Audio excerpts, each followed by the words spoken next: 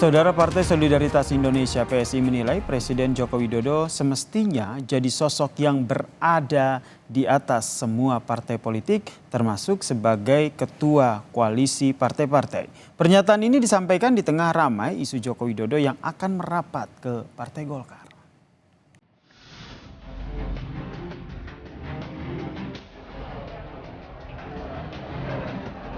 Mungkin bisa menjadi ketua dari koalisi partai-partai. Saya nggak tahu kalau ada ketua koalisi, nggak pernah saya dengar bahasa ketua koalisi gitu. Posisi Jokowi dalam perpolitikan tanah air di masa pemerintahan selanjutnya masih jadi sorotan. Setelah diisukan akan merapat ke Golkar dan potensi jadi ketum, kini muncul wacana Presiden Jokowi semestinya jadi sosok yang berada di atas semua partai politik, termasuk sebagai ketua koalisi partai-partai. Dalam program Gaspol Kompas.com, Wakil Ketua Dewan Pembina PSI menyampaikan, Jokowi harusnya berada di atas semua partai dan menjadi ketua koalisi partai-partai. Grace beralasan Jokowi bisa jadi jembatan bagi partai yang punya visi sama menuju Indonesia Emas. Pak Jokowi itu saya pikir harusnya ada di atas semua partai ya. Oke. Iya. Jadi kan kemarin ini Ketua Dewan Pembina PSI sempat ngasih ide itu. Yang saya pikir ide bagus juga. Pak Jokowi mungkin bisa menjadi ketua dari koalisi partai-partai, semacam barisan nasional. Partai-partai mau melanjutkan atau punya visi yang sama ya menuju Indonesia Emas gitu. Ya, Pak Jokowi bisa ada di situ sebagai pemersatu. Sementara itu, soal ketua koalisi, Wakil Ketua Umum Partai Golkar Erwin Aksa menyatakan belum pernah mendengar istilah tersebut. Namun dalam koalisi harus ada kesepakatan para ketua partai yang mengutamakan musyawarah dan kesepakatan antar partai. Tidak hanya di parlemen, tetapi juga di pemerintahan. Koalisi itu kan dibangun dalam rangka bagaimana membangun pemerintahan dan parlemen yang kuat ya. Dan di mana di situ ada kesepakatan para ketua partai. Jadi koalisi itu yang jelas adalah kesepakatan musyawarah dari para ketua partai. Jadi bukan saja di parlemen, tetapi juga di pemerintahan. Saya nggak tahu kalau ada ketua koalisi, nggak pernah saya dengar bahasa ketua koalisi gitu. Tak bisa dipungkiri, Joko Widodo memang punya kedekatan dengan dua partai ini, Golkar dan PSI. Partai Golkar lah yang pertama kali mengusung putra sulung Jokowi, Gibran, menjadi cawapres pendamping Prabowo. Sementara putra bungsunya, Kaesang, adalah ketua umum dari PSI. Tim Liputan, Kompas TV.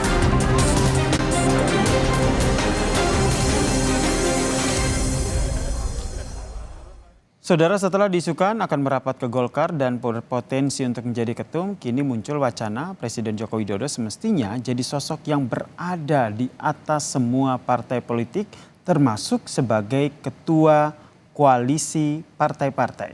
Bagaimana membaca peluang politik Presiden Joko Widodo ke depan? Kita bahas bersama dengan Direktur Eksekutif Indikator Politik, Mas Burhanuddin Muhtadi yang telah bergabung bersama kami di Kompas Malam. Salam sehat, Mas Burhan. Salam sehat, Yasir. Menurut Anda realistis nggak sih ini pernyataan dari PSI ini, Mas? Ya, jadi pernyataan PSI ini harus dibaca dalam konteks pemerintahan pasca Jokowi dan Prabowo Subianto secara resmi dinyatakan sebagai pemenang sekaligus presiden mendatang. Nah, pertanyaannya ini bagaimana dengan Pak Prabowo sendiri? Apakah memberi semacam persetujuan terhadap peran lebih kepada Presiden Jokowi, terutama di masa pemerintahannya? Jangan lupa kalau misalnya Pak Jokowi mendapatkan posisi sebagai ketua partai-partai koalisi pendukung Prabowo Subianto, berarti posisi Pak Jokowi sangat kuat.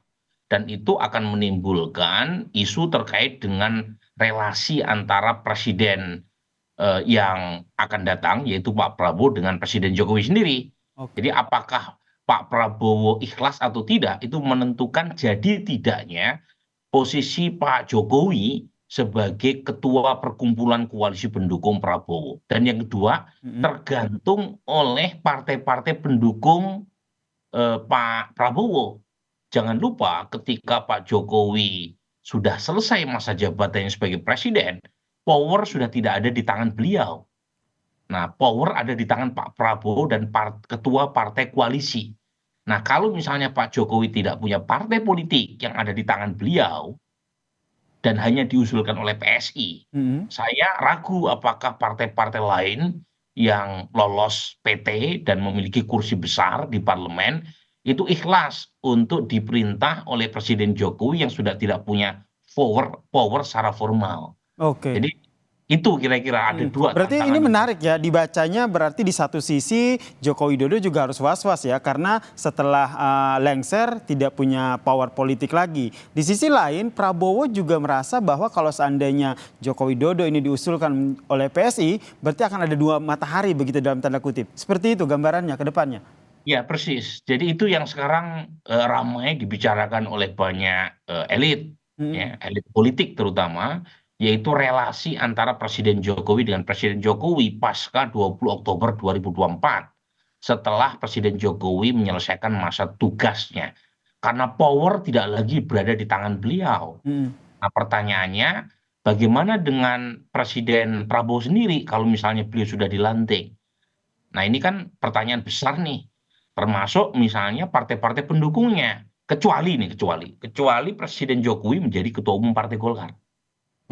Jadi kalau misalnya beliau menjadi ketua umum Partai Golkar, beliau masih punya power. Karena bagaimanapun Golkar di antara partai pendukung Pak Prabowo itu kursinya paling besar. Dan ada potensi menjadi ketua DPR. Karena kursinya bisa saja mengalahkan kursi yang dimiliki oleh PD Perjuangan. Oke. Kalau powernya hanya mengharapkan kepada Gibran, Yasir tahu Gibran atau wakil presiden dalam posisi ketatanegaraan kita itu tidak punya power yang banyak. Oke, berarti bisa kita baca seperti ini Mas Burhan, karena PSI ini merasa bahwa partainya kecil, masuk ke DPR Senayan juga masih belum jelas ini, sehingga yang dia usulkan adalah Joko Widodo sebagai ketua koalisi parpol, sehingga power dari Joko Widodo ke depannya itu lebih besar. Iya betul, jadi tidak kehilangan panggung. Jadi Presiden Jokowi masih punya pengaruh secara politik kalau misalnya menjadi ketua partai-partai perkumpulan koalisi pendukung Prabowo Subianto. Oke. Nah, ibarat seperti kalau dulu kita dengar ya namanya Setgab atau Sekber, sekretaris gabungan atau sekretariat bersama zaman Pak SBY. Jadi partai-partai pendukung Pak SBY itu membentuk sekretariat gabungan.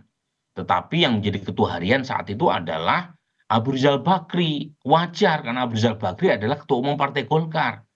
Nah kalau misalnya Presiden Jokowi tidak memegang partai secara formal, kira-kira pertanyaannya posisi Pak Jokowi sebagai apa?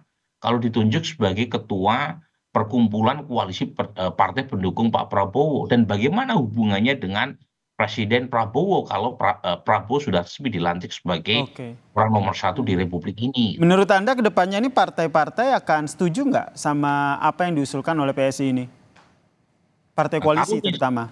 Ya, kalau misalnya pembentukan partai pendukung koalisi Pak Prabowo dilakukan pada masa Presiden Jokowi masih menjabat, mungkin power Presiden Jokowi masih ada. Baik. Tapi kalau misalnya sudah tidak lagi menjadi presiden, ide ini didesakkan, nah mungkin pengaruhnya akan akan berkurang. Makanya kemudian kalau kita lihat pernyataan PSI kan dilakukan sekarang ketika masa jabatan Presiden Jokowi masih beberapa bulan ke depan. Oke. Nah ini saya kira nanti akan menarik melihat bagaimana proses pemilihan ketua umum Partai Golkar. Baik, ini kita nantikan ya. Presiden Jokowi akan maju atau cukup menitipkan tanda kutip proksinya, misalnya melalui Pak Bahlil ya. Baik. Tapi misalnya bukan Pak Bahlil yang menjadi ketua umum Partai Golkar, tetap Pak Erlangga, bisa jadi tarik-menarik di tingkat elitnya masih berlangsung panjang. Oke, menarik untuk kita simak, terutama mungkin besok atau kedepannya ini kita nantikan dulu nih respon dari partai-partai koalisi terkait dengan usulan dari PSI yang mengusulkan Joko Widodo untuk jadi ketua koalisi parpol. Terima kasih Mas Burhanuddin Muhtadi, Direktur Eksekutif Indikator Politik, telah bergabung bersama kami di Kompas Malam. Salam sehat Mas Burhan. Makasih.